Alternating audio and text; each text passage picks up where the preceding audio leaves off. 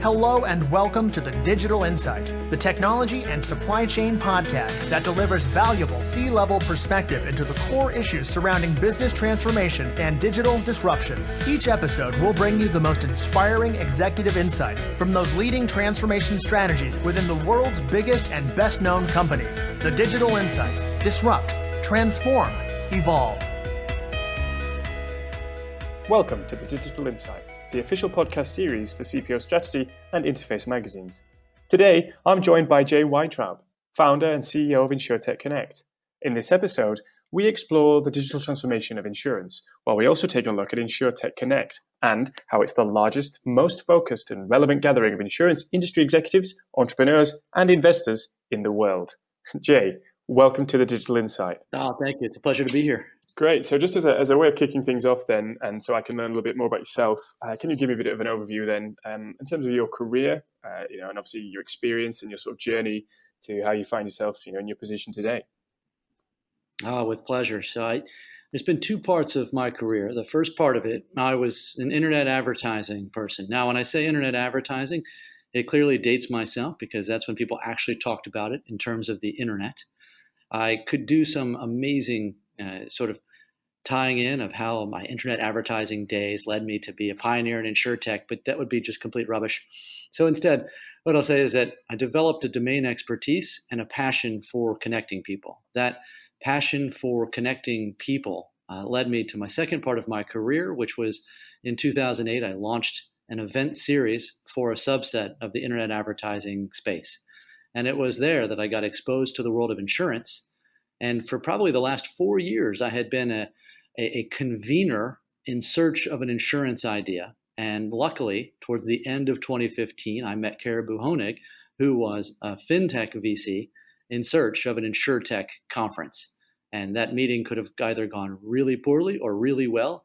And I'm happy to say that it went really, really well. Perfect. So obviously then looking over your career, if you could, how is the kind of over the last 10 years, how has the conversation changed? Because obviously technology has become more advanced, and we were to speak 10 years ago, we'd have very different ideas of what marketing is as to what it is today. So if you could, in a way, sum up how the conversation has changed, throughout your career as you've seen it. I wouldn't say disagree. That's just not exactly true. I would say it's amazing how much the conversation has remained, sort of the same. And it's, the channels are different. When we think about customer acquisition, there are certainly going to be, broad shifts in how companies acquire customers as the access to channels. I mean, to your point, influencer marketing didn't exist a certain amount ago and, sort of 10 years ago.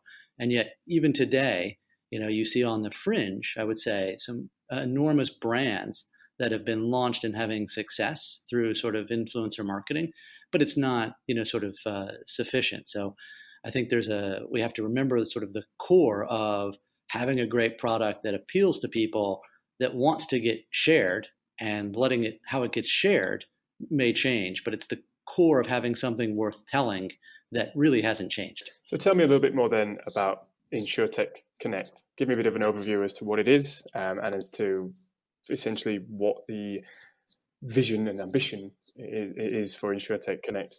Absolutely. So, InsureTech Connect, we are the world's largest event that discusses the digital transformation happening in the world of insurance. And insurance is one of these remarkable worlds. It's trillions of dollars in annual premiums.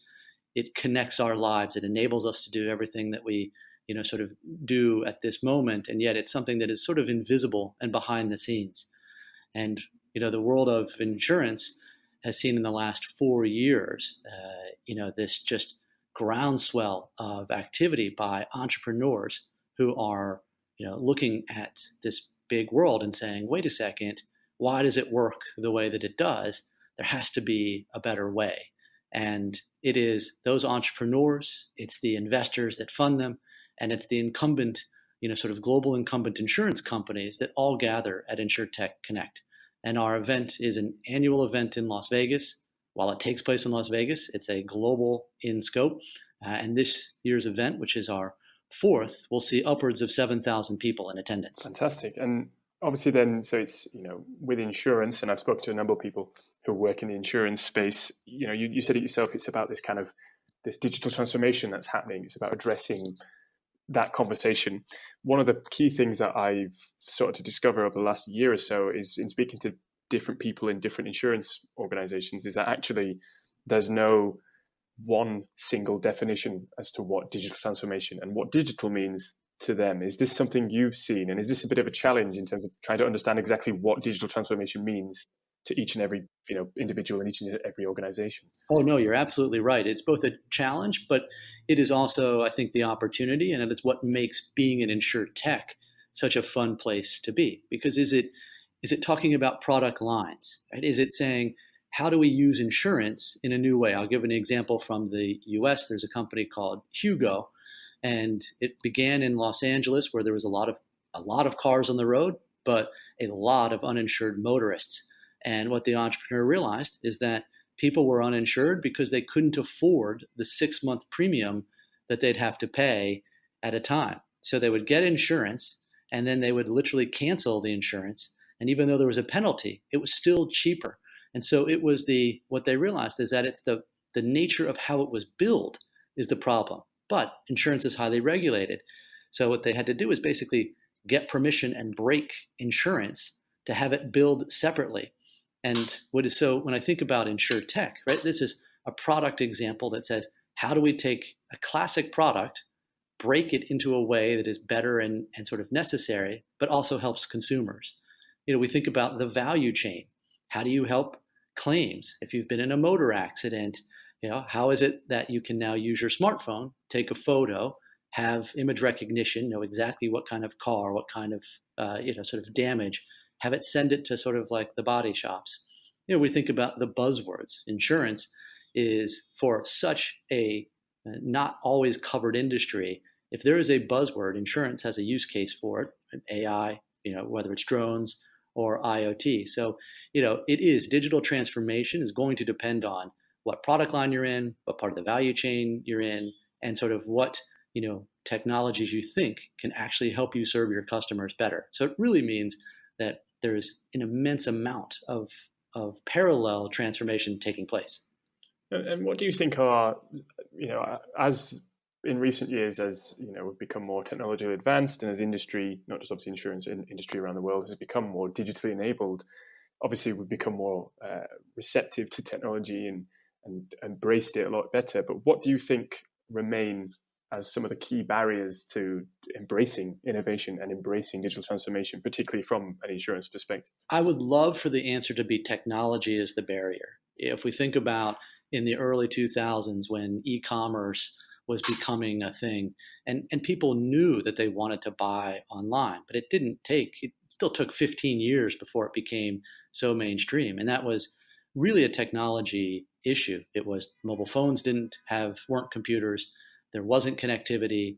The cloud computing, sort of didn't exist. So the ubiquity of what could be done wasn't actually there. We don't have those today. We have consumers that want things, and we have technology that gets it to them. So it is really a fundamental culture change in a lot of cases. Insurance has been, rightfully so, more incremental in nature. It's an industry that is hundreds of years old and thinks in terms of hundreds of years versus any short-term trend.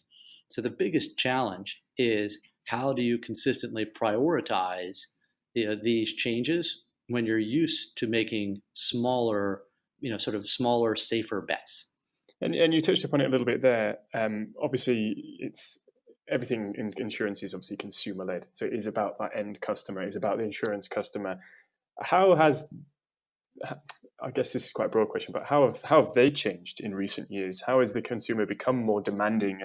And how do you talked about prioritizing then, how do you stay on top of these demands so that, or how would you advise to someone to stay on top of these demands so that, because it's obviously continuously, people are getting more power in the palm of their hands, and they're getting stuff quicker and more access. How do you stay on top of that so that you don't fall behind and lose out to competitors and to other companies? And I think you're right. It is a broad question. we have a couple of assumptions. We are assuming that over time, if it can be sold online, it will be. We assume over time that everything will be sold, and that everything will ultimately be written, sort of directly. The kind of the challenge for any business is, what is that time horizon? If this is personal lines, we're seeing it as effectively, today, personal lines is vastly consumed, direct and digital. But commercial lines, you think about small commercial, it will one day be far more direct than it is. It's why small commercial is such a hotbed of innovation. I think about a company like Bold Penguin here in the US that is trying to reduce the quote and bind time. And they are, instead of trying to be direct to consumer, they partner with major carriers to help them take sort of their products and essentially add them to a digital shelf so that the consumers are able to engage with them more digitally. And I mean, these trends are, sort of you think about the next generation of small business owner, it's going to be somebody that has grown up with a phone. And so when they look to purchase their insurance, they're going to, want to start digitally versus, maybe how the previous generation turned to an individual. So I think when we're, looking at sort of not just InsureTech, but insurance, I would say, where is the pain point? Is the pain point we have and sell a product that is today going to be sold digitally no matter what? And if that's the case, I would start to think about how do they, sort of find digital distribution for this? Or is it something that is still always going to be sold through an individual, most likely with an advisor? And then it's, how do you enable that advisor to do their job better? One of the trends that we are seeing is companies that say, well, we're not going to rely. It's not that agents aren't necessary. In fact, they're super necessary. We just haven't invested in their success. So we like seeing now this idea of insurers going, wait a second, we need to make sure our agents want to pick us, and it's not just about commission rates. So we've countless, sort of examples, but I would say, it really depends on a company's vulnerability. And, is that they're not having great claims? Is it something where they are at a distribution disadvantage? But it's not, digital transformation is not, we have to fix everything all at once. And you touched upon something there, which I'm going to pick apart a little bit. But you talked about obviously the need for an advisor, and you mentioned earlier about buzzwords. So you talked about AI, and something that, again, speaking to a number of people that I'm hearing more and more is the implementation of AI or a chatbot.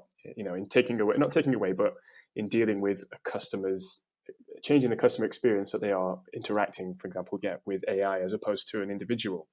And I'm always curious to ask, as where we are right now, we have a lot of, as you said yourself, there's a lot of people who have grown up in the era of mobile phones and having all that power to them. But then there's still obviously customers who are part of an older generation that will prefer that human element and actually might not want to speak to an AI or speak to a chatbot. So how hard do you think it is to kind of strike that balance? Because obviously these companies do want to move forward and they do want to embrace this next generation, but you can't obviously then just turn your back on the existing previous generations. And I would probably elaborate on that to say, I don't think it's a pure split.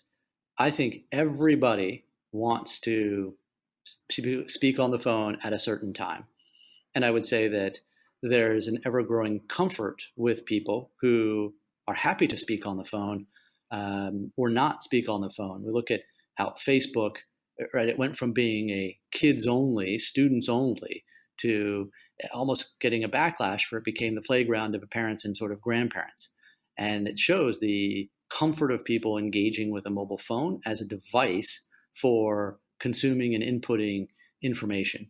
So when I think about chatbots and other forms of AI, conversational AI, it's really, what can it help you solve quickly to make the experience better versus looking at it as just the young kids, they want to engage with their phone. No, everybody wants to engage with their phone. So we have to then say, what does it help us do better, faster, scalably?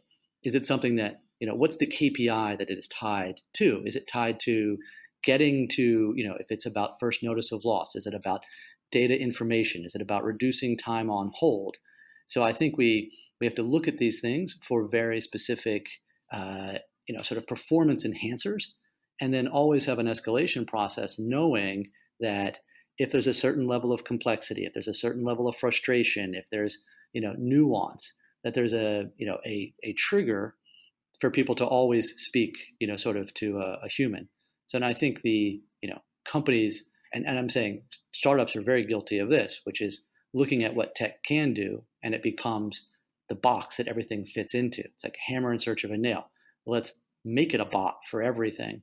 And we see is that ultimately leads to poor outcome. So I think it's really about less generation A versus B and situation A versus B. No, absolutely. And sort of following on from that, in some respects, how important is it, and I guess the answer is obvious, but how important is it to involve the customer in that conversation? So when those decisions are being made, they're not just being made by somebody who in the business who has seen a few bits of information and says, this is what we have to do. Those are decisions made based on customer experience, customer expectation and demand. It is probably one of the hardest things, and I think it is an art more than a science, because we think of some of the most famous devices that we've used today, and whether it was the automobile, you think about Steve Jobs and the phone. There's so many things that were kind of created that were more somebody understanding their impact and sort of having an intuitive sense of how they could better the world versus a classic, let's survey our customers. Because if you survey, the customers about what they want in an automobile, right, they're going to ask for something that is impossible to build. So I think it's a underappreciated science of user experience and how do you have empathy for what does it feel like, while mapping that empathy with sort of KPIs that you as a business hope to achieve. And a lot of times I think it's listening to data along the way that helps you understand. And we get back to the engagement, which is, reducing hold times is a good thing. If you have sentiment analysis on your phones, sort of making sure that the sentiment analysis, sort of improves over time. I think we can find these proxy data points for success. And similarly, I would say it's also a reason why, developing a testing mentality. So how do you think about what tech companies have done really well? I'm going to segment my audience, try something new that is not an enormous time and rollout, listen for data, and then continue to iterate and then improve upon the whole. So you're not taking everyone and trying something major. You don't get a lot of bets that way. And I think that is probably one of the key cultural differences between startups and and this quote unquote tech companies and more sort of incumbent brands. No, absolutely. So going back then to InsureTech, the InsureTech Connect, the event, looking at obviously each year that you obviously do the event, what kind of other sort of, how would you set out what key goals you want to achieve with each one, and then how do you look to build on them, into the next event and then into next year's event? Like, how do you sort of determine?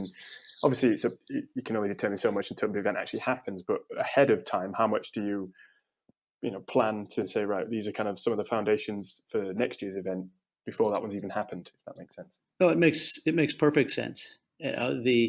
Even today, there was news about a major acquisition that happened between Prudential and a 3-year-old startup. And it's these news signals that you listen for and say, well, obviously, we're clearly going to have the senior executives from those two companies up on there to talk about why the largest asset owner, sort of decided to buy a 3-year-old startup for several $1 billion. It clearly speaks to sort of what their priorities are and what they see. For us, we think about saying, what is our role? Our role is to convene. Our outcome, successful outcome, are conversations that happen that may not have happened or happened sooner and led to better outcomes. I think about a company like a classic example for us, a startup called Hover. Fascinating. It's a lot of success in the claim space. It's a military technology that allowed people to take photos of their homes, and it can reconstruct the actual pre-loss state surprisingly well. Obvious, some limitations. If there's total loss, it doesn't work. But if there's for the vast majority of loss, it means no adjuster has to come out. It means that the data is super accurate, and it means that they can get their money, sort of faster. So when we think about the goal of insurance, both to enable people to live and take risks and to get people back to a pre-loss state faster, our hope is to always keep an eye on what that is like the guiding light is how do we reduce the coverage gaps and say what is actually making a difference, who is actually making a difference, how do we make sure they get enough time on stage, and more importantly, how do we enable the attendees via technology to connect with each other so that startup meets an investor they might not have, that startup might meet an insurer that they might not have, and the insurer gets to meet sort of their peers. These are the things that we would say are ultimately success. What's making a difference in the space, who's making a difference, and how do we set them up to connect better and more efficiently than they might otherwise. And this is looking a bit more broadly, but it's kind of linked in a sense that obviously this is about insurance, but I'm always curious to ask about when looking at technology, when looking at having these conversations about how these transformations can take place and how the industry is changing, how much do people and organizations look beyond their own industry and look at how certain other industries are applying and implementing technology and the success stories in these other industries, and then use this event as an opportunity to say, well, look, we know this is happening out there. How can we bring this into the insurance industry in a way that will better enable us to be able to do what we do? I don't know if anyone's cracked, sort of the code. I feel like some of the more successful companies, what they say is, what are the consumer, sort of expectations? They might look at how do consumers want to engage with their companies. We'll go back to the mobile phone example. We know that consumers want to be able to, sort of chat or to email, and they start to say, how could that type of engagement help us? So that is, the way that I think is better than looking at and go, oh, well, company X does this, and that seems really, really cool. The best of breeds look across other industries, but then say, how does it actually help? And they don't get caught up in sort of the, kind of the wow factor. Instead, they look more broad-based at what do consumers expect, what do consumers demand, and how do we map that to the best of our ability here?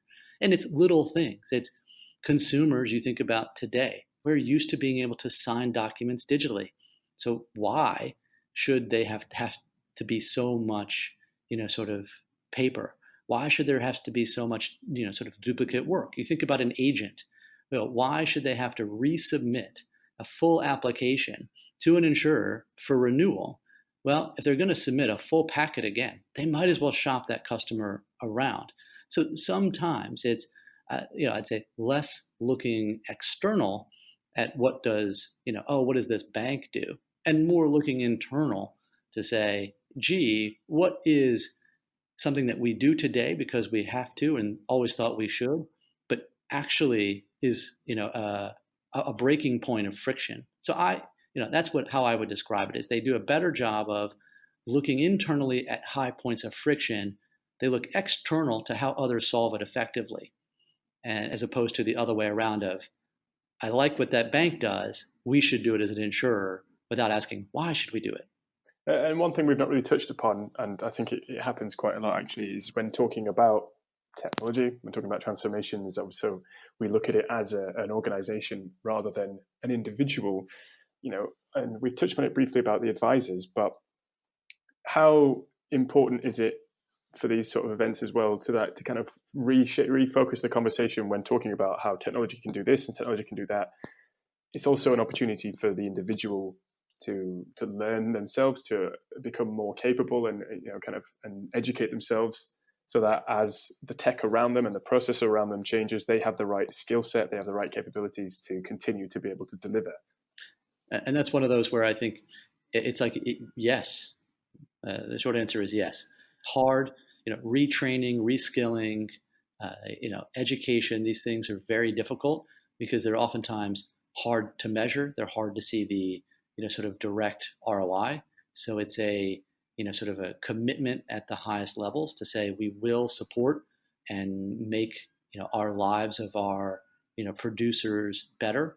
I tend to once again go back to what is a business KPI that you can attach anything that sounds good to, as that will help be a little bit more of a guiding, sort of force. So if it's about your producers and getting them more tech savvy, it's, well, I want to see more submissions come in this way, or I want to see, time to, sort of quote to bind reduced, and it will be reduced if it's done in this way. And therefore, we're going to educate them on these things, or we're going to build tools for them to help them. I want to see renewal rates go up.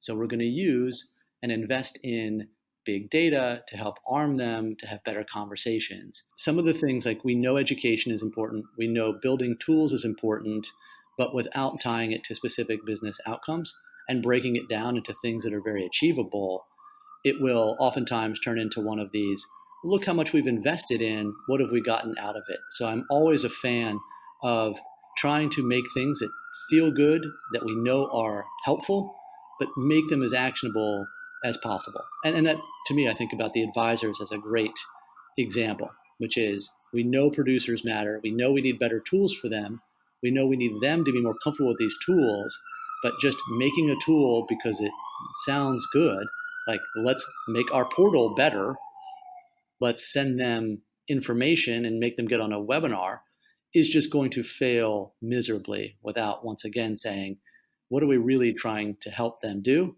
And how do they spend their days? And how do we make their days more productive? And there's one thing I'm always interested in, and we talked a little bit earlier about there's no sort of clear divide between Generation A and Generation B, but I'm always interested to talk about and to pick your brain about in terms of the workforce again. So in terms of that kind of education, in terms of developing and learning, looking at the workforces of the future, what work and what stuff can people be doing now, and organizations be doing now, and also as an industry, to open the door to this next generation of skilled workers that will be able to continue to innovate and continue to operate in these new and exciting times. And what you've touched upon, I think, is something that it's one of those great questions that has horrible answers, because the businesses operate, sort of at scale. The best businesses are all about scale. It's about repeatable process, and it's about having the data and then acting. What we're talking about now is no one knows the data. We wouldn't have guessed that having somebody 5 years ago who was really good with a mobile phone, understood what Instagram was, could be a person that is immensely valuable to the largest organizations. And yet today, you think about some of these competencies that people are saying, oh, we want you to know how to use social, because having our 10,000 employees engaged in social is actually one of the best ways for us to get seen and to get noticed. But a lot of these skill sets that we have are, not obvious until they're obvious. So I would probably say that the best thing is, look at the younger generation, look at how they engage, study them as consumers first, as this is how they consume, and then look to, understand what does that mean if everybody in 5 years or 10 years, sort of acts this way. I think that would help us a little bit if when the iPhone came out, when Facebook, sort of came out, as these things tip to popularity, but not, sort of ubiquity, we start to say, okay, if everybody's using this thing in this way, and I think the same is true with autonomous vehicles. We're seeing, like with Tesla and their autopilot, we're seeing what's possible, but we have to have the hardest part is we can oftentimes see where the future is heading, but we don't know how long it's going to take. So there's a real discipline that says, how do we separate out some of this new skill sets, new future activities? How do we stay on top of it? But, sort of without trying to either shift the entire organization like that or treat it as something that is not that important today. And this is a bit of an extension on that question. Obviously, the key point there is, we, as much as we'd love to, we can't quite predict exactly what the future is going to hold. Obviously, if you could give one piece of advice, and I know this is a very broad question, but if you were to give one piece of advice to somebody based on your experience, obviously of the conversations you've had and the sort of experience you've also got, how would you say to somebody the key to remaining successful in this time of, obviously it's a great opportunity with technology, but it's also a great challenge. What would you say in terms of, if this is one tip you'd give to try and remain successful? No, I would say come to our event. No, that's terribly, absolutely too easy to have an answer. Still slightly true. But I tend to say never underestimate the value of relationships. It is because it's the people are ultimately the ones that are creating the next thing. And the closer you are to the creators, the closer you are to the ecosystem itself. I think it is also calm. It's sort of, you have to be calm and stop listening to the noise as much. We think about the companies that have dramatically changed our life. I think about some of the big tech companies. It's Google, Amazon, Facebook, Apple. There are thousands upon thousands of startups that are doing interesting things, but the number of them that are going to, ultimately change the way we do business, such as, whether like a technology like the internet that means we have to go online, or a phone that means we have to understand how to do mobile. Those are slightly slow in their growth in a way before they fully change us. So it's be a little bit patient and, learn about ecosystems and make sure that you have at least someone, sort of on the teams that is, comfortable with these new platforms, so that when one of them becomes dominant, like Facebook or Apple, and it becomes apps, that there's at least some embedded knowledge about, how these things work. And most of it is going to be, some sort of ecosystem-based impact on our distribution and how we work. So that's probably my advice is listen, but don't overreact. Be patient. There's usually always time, even though it doesn't feel like it in the get-go. And my final question, which I think you'll enjoy, is where can people find out about Insure Connect? That's true, and it's I appreciate that softball for me. So it's in InsureTechConnect.com, and there's a little bit of an inside joke when I say you can spell it with the E or without the E if you spell InsureTech, but it's InsureTechConnect.com. And obviously, I guess it's a bit, I don't know if people can still attend, probably a little bit late in the day, but where can people find out post-event? Will there be sort of key messages that come out of it? Where could people access that sort of information? Is that also going to be on the website? Yes, I think it would be very poor of me, given my digital marketing background, if we didn't try to do a fairly decent job of giving people opportunities to join, sort of our email list and engage with us. Despite my, sort of our tech savvy nature, we are not, you won't be finding us on Instagram. We are a business community, and so you will find videos available of key highlights after the fact, and an ability to sort of sign up, receive information, and of course we entice people with a little bit of a discount as well. No, fantastic. Jay, thank you for your time today. It is my absolute pleasure. I appreciate the opportunity. Thank you for listening to the Digital Insight Podcast in association with theinterface.net and cpostrategy.com. The Digital Insight is brought to you by B2E Media Limited. We hope you enjoyed this episode. Please remember to subscribe, rate, and review, and don't forget to check out our podcast archive at www.b2e-media.com/podcast.